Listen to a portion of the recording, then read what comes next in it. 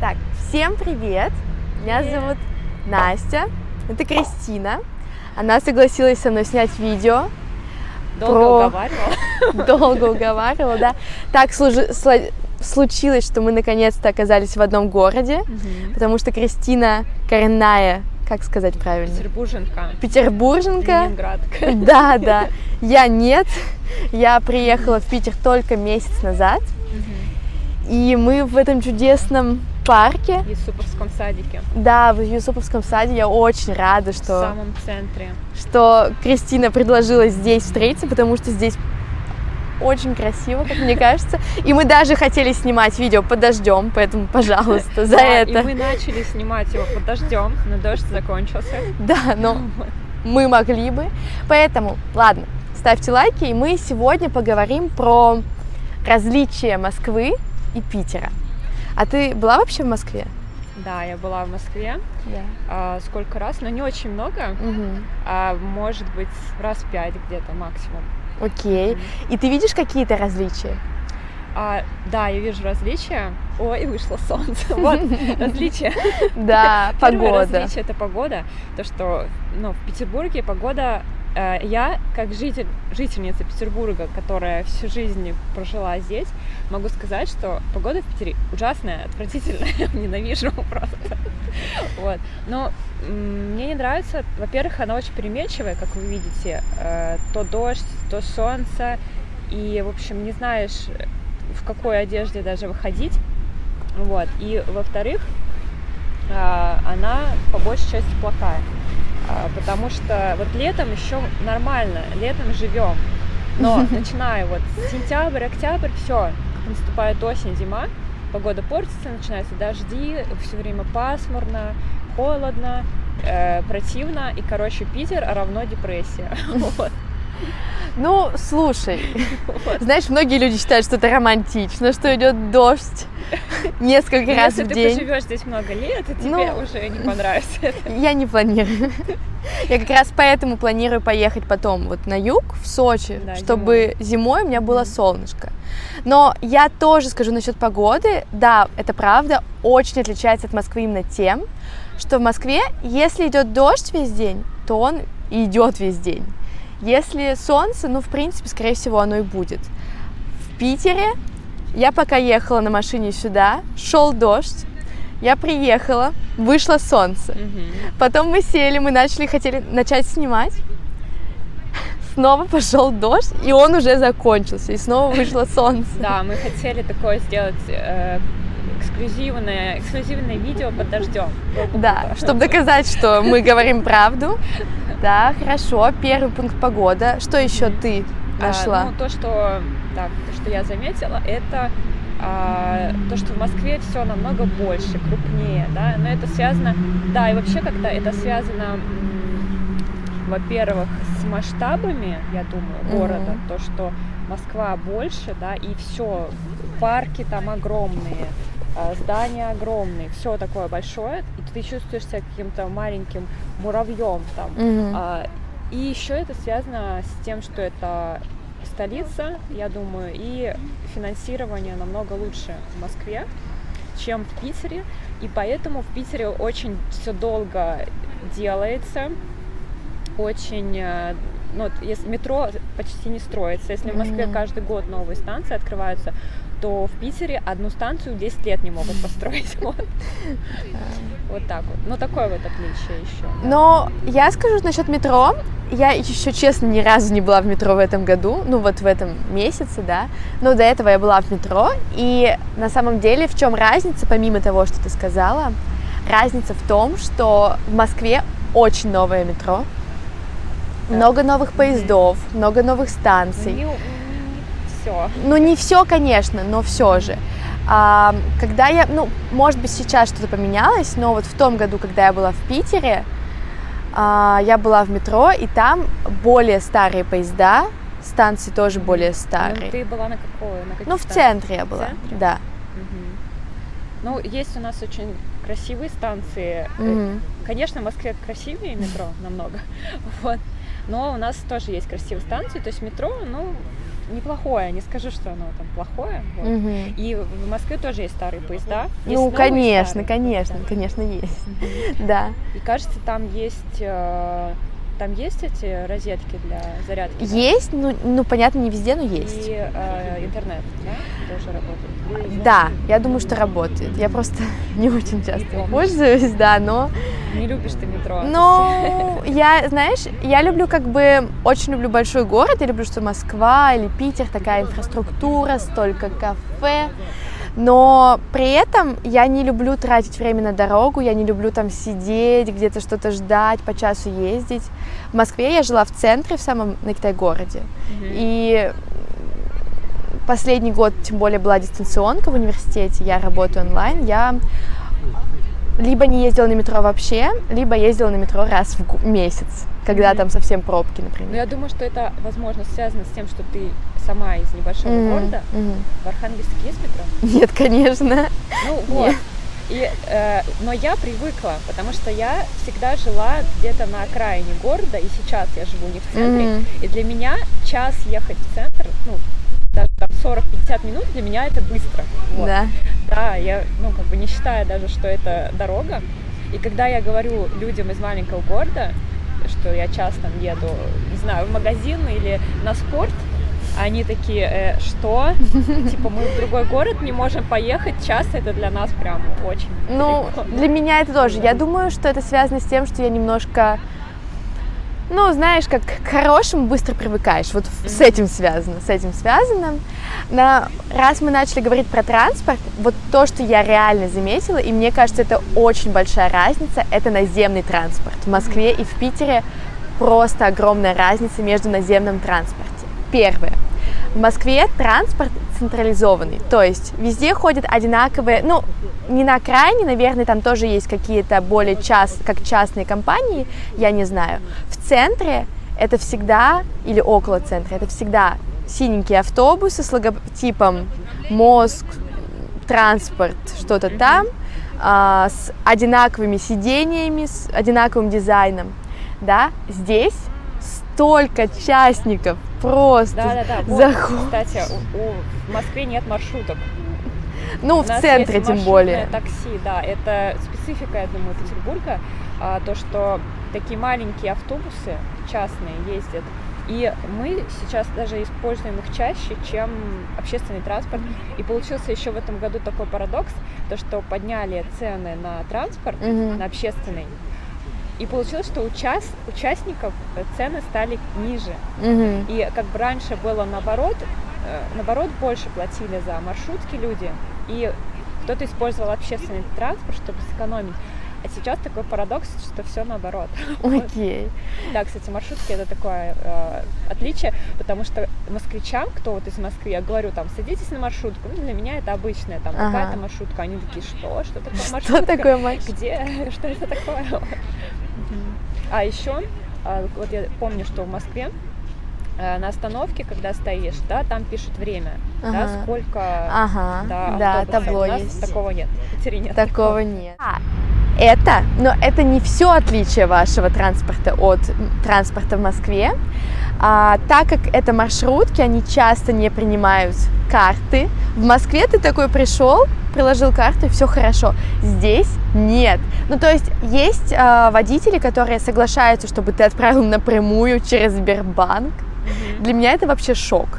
Вот. А некоторые даже не соглашаются на это. То есть тебе нужно, чтобы у тебя были с собой наличные деньги. У меня нет с собой наличных денег. Не знаю, как это тебе попались такие. Сейчас, конечно, лучше с этим ситуация. Но вот исходя еще из этого, еще одно отличие, то, что в Питере чаще используют наличку. Вот.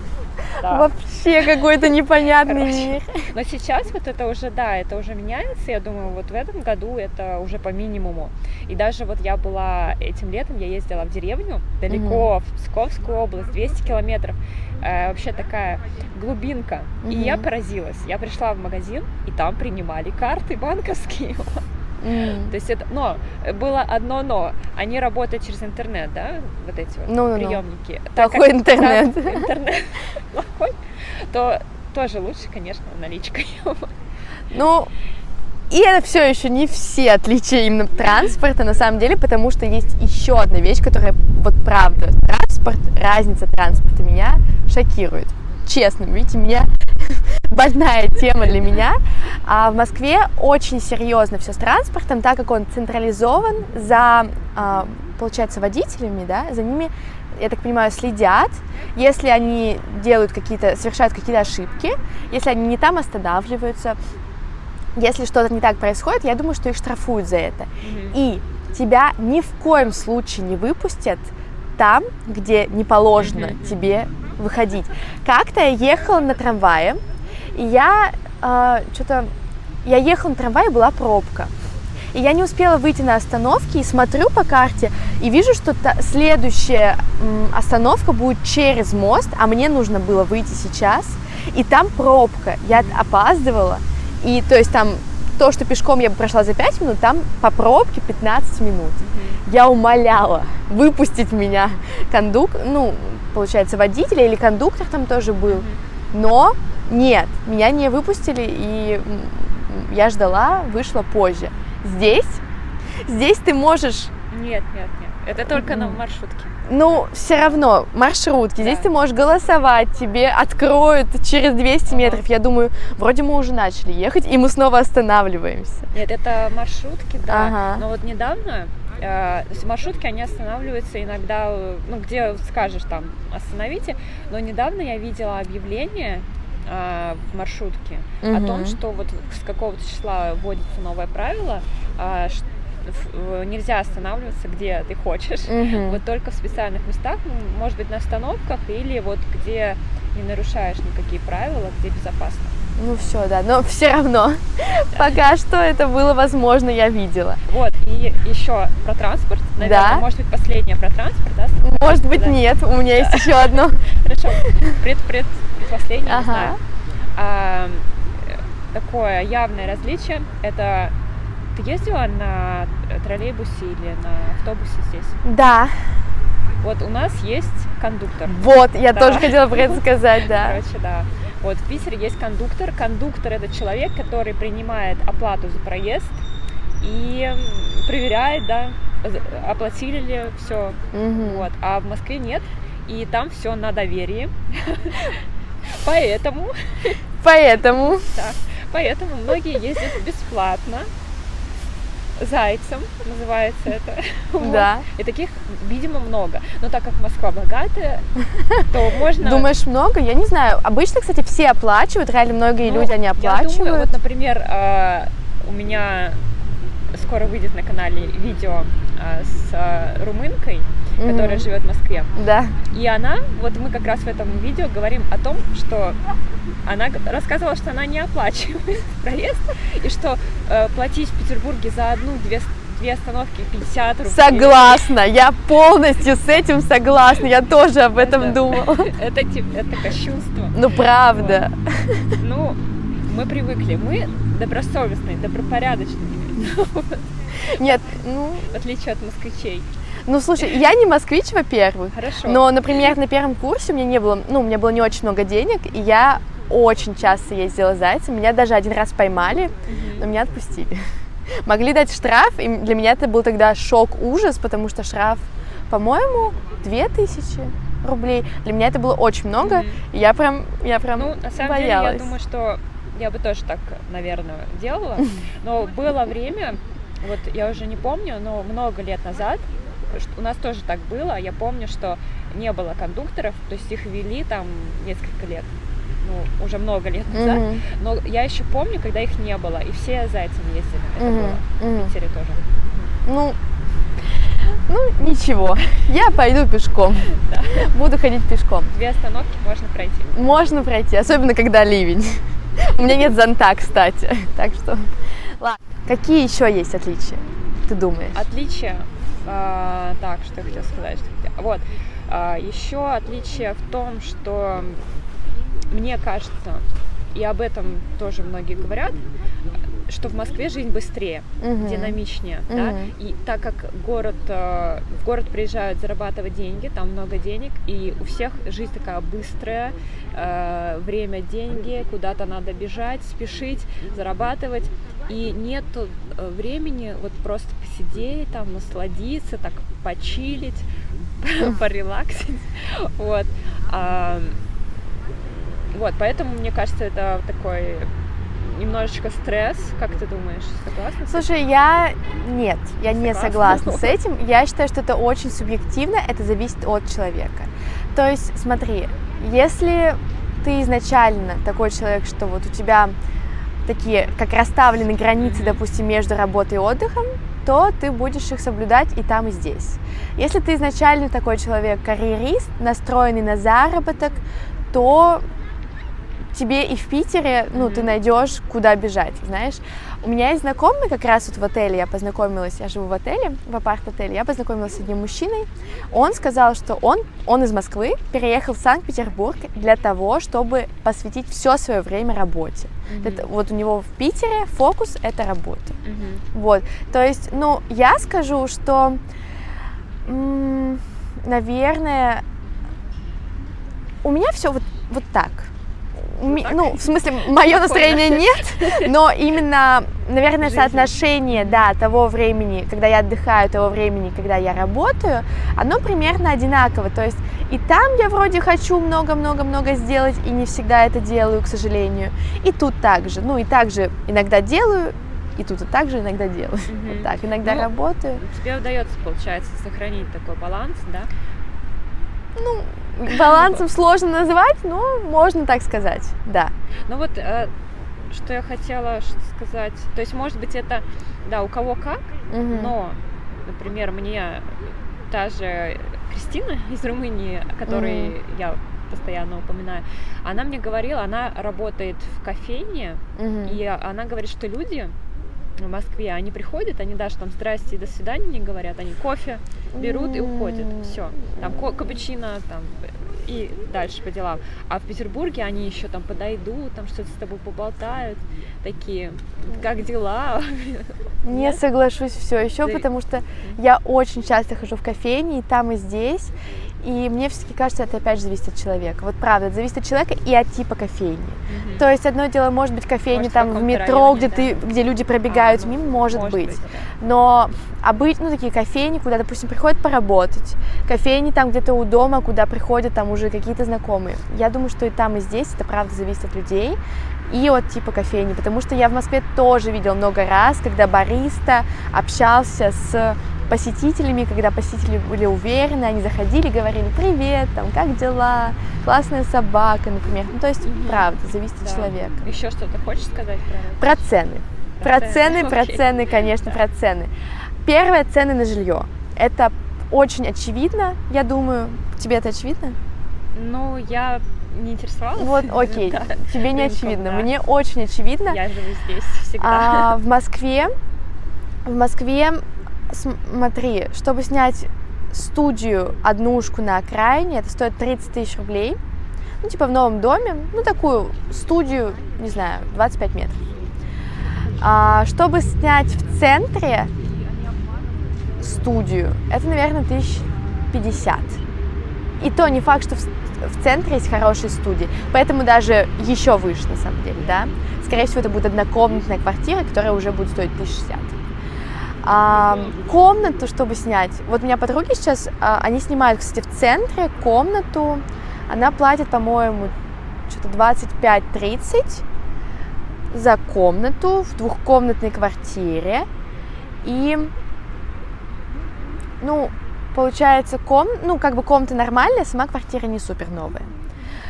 В Питере, когда я искала себе жилье сейчас, в центре, во-первых, очень много вариантов каких-то маленьких, супер маленьких студий, и это можно снять за 20-30 тысяч в центре. Но это прям маленькие студии, это прям маленькие студии. Вот, побольше, но так вообще на самом деле, я думаю, за 30-40 тысяч, ладно, за 35-40 тысяч можно снять хорошую, красивую, довольно сравнительно для студии, большую студию с хорошим ремонтом, вот в центре, либо около центра. Вот, это первое, это жилье. Но просто я вот как раз, это реально одна из причин, почему я здесь. То есть я переехала в Питер, ну, по крайней мере, на несколько месяцев, еще и потому, что просто я теперь свободна, мне хочется нового, сменить обстановку, новых кофеин, там, новые места и так далее. Но также это жилье, я понимала, у меня заканчивалось общежитие, где я платила 1000 рублей за месяц, я понимала, что сейчас мне нужно будет куда-то переезжать. Я не хотела жить на окраине, я не хотела там жить в каком-то некрасивом месте, я хотела, чтобы у меня все было наконец-то красиво. И я понимала, что в Москве, если я и найду такое место, это будет стоить очень много, это будет прям резать мой бюджет. Здесь я не скажу, что я сняла это дешево, я сняла на 10 тысяч дороже, чем планировала изначально, свой максимальный бюджет, но зато я живу в красивом месте, не в самом центре, я живу на Лесной, прям у моста, через мост Петроградская. Вот, у меня новая студия, прям функциональная, плюс, я живу в апарт-отеле, у меня еще есть лобби с людьми, теннисом и настольными играми. Вот, то есть главное, такое. Это люди. Да, могу сказать, я снимаю за 40 тысяч. 4 числа снова платить. Это тоже для Питера это как бы... я понимаю, что это не мало. Я понимаю, да, я понимаю. Вот. Зато комфорт. Да. Очень важно, я жила 4 года в общежитии, делила комнату с соседкой, ходила в душ на 5 этажей, поэтому наконец-то у меня есть свой душ, и я даже готовлю теперь. Я последние 2 года в Москве не готовила, но сейчас, так как у меня приятное место для жизни, я готовлю себе овсяную кашу каждый день, салаты очень часто, почти каждый день, и даже иногда раз в неделю я что-то варю или жарю. Для меня просто после 2 лет, когда я ничего не готовила... Не доширак. Нет, до этого я просто там ела где-то, либо покупала с собой, а сейчас я прям овсяночку каждое утро готовлю себе. Вот, поэтому да. Но еще есть цены на булочные. На булочные или на пекарни, или на кафе. Вот очень хороший показательный пример. За день до того, как уехать в Питер, я ходила с подругой в Буше в Москве, там всего, по-моему, их 3. Я купила себе коктейль. Безалкогольный лимонад, в смысле, это называется, безалкогольный, но обычный лимонад. Он стоил 300 рублей. Это был типа лимон, газировка и лед. Да. Я приехала сюда, и я жила как раз рядом с Буше, туда ходила на завтраки, потому что я жила первые 5 дней в коммуналке. Чудесно. И что? Там этот же лимонад стоит на 50 рублей дешевле. И вообще нет, просто здесь очень много булочных, много пекарен, и там реально цены на десерты, на круассаны ниже, прям реально ниже. Например, вчера я купила себе абонемент на танцы за 3600 рублей на 10 занятий. В Москве такой же абонемент в таком же относительном расположении, да, с хорошей студией будет стоить 1010. Вот такая разница, на самом деле, заметно и приятно. Особенно мне, потому что я работаю онлайн, могу жить и там, и здесь. Вот. Наверное, насчет таких различий это все. Мы уже и так много сказали. Конечно, вещи, которые похожи, что-то, что похоже между Москвой и Питером, они тоже есть. Это, может быть, люди, которые чего-то хотят добиться. Может быть, это какие-то красивые здания, рестораны, инфраструктура. Но о них мы поговорим когда-нибудь в следующий раз. Спасибо, что посмотрели это видео. Кристина, спасибо, что пришла и сняла со мной это видео в Питере. Да, что мы договорились, что мы встретились, я очень рада. Тогда я оставлю ссылку на Кристину в био. В описании. В описании, да. Также я сделаю скрипт с новыми словами, чтобы вам было легче понять это видео, чтобы вы могли смотреть это видео и изучать русский язык, учить новые слова. Также в описании тут много воробьев. Воробьев и голубой. Все. Ой, вот они. Всем пока-пока. Увидимся с вами в следующем видео. Пока.